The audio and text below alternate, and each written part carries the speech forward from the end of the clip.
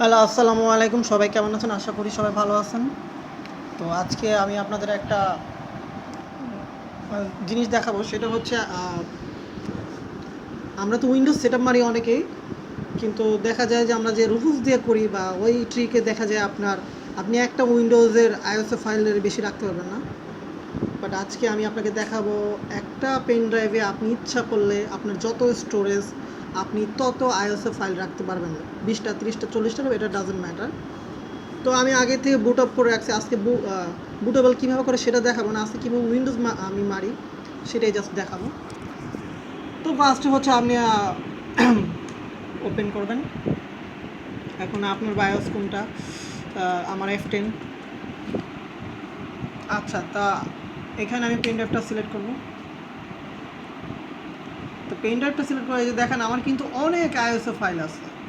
তো আজকে আমি উইন্ডোজ 11 লাইট ভার্সনটা করব, যেটা হচ্ছে 1.5 জিবির সাইজ।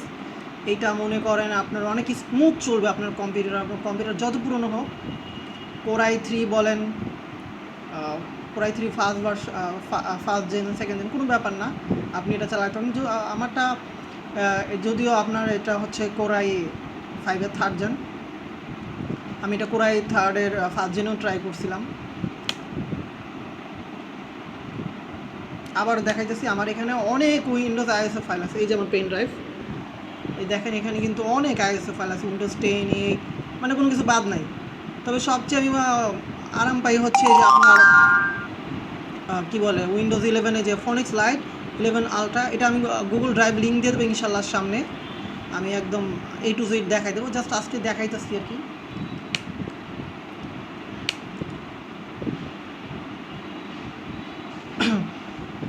কারণ আপনার পেন ড্রাইভ বুটেবল করা খুবই ইজি এটা, বাট হচ্ছে সেটআপটা একটু ডিফারেন্ট।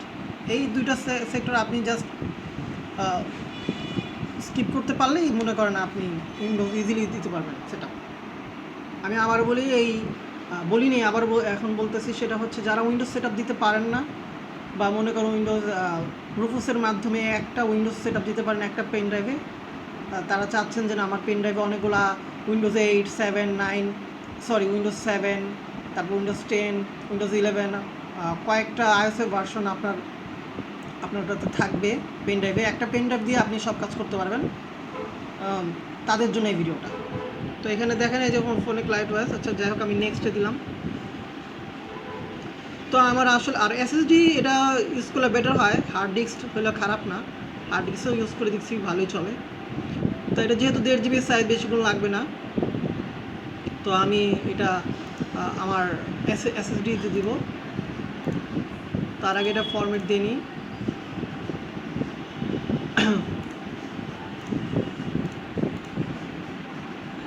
তো যাই হোক, এই যে আমার এসএসডি। এখন আমি দেখেন বেশিক্ষণ সময় লাগবে না।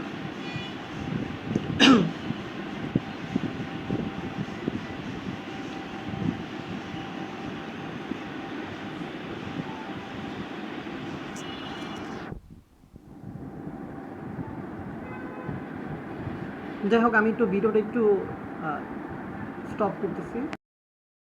আরেকটা জিনিস, আপনাদের যদি কম্পিউটারে, বিশেষ করে ল্যাপটপ, পিসি না, ল্যাপটপে যদি কোনো প্রবলেম হয় আমাকে অবশ্যই বলবেন।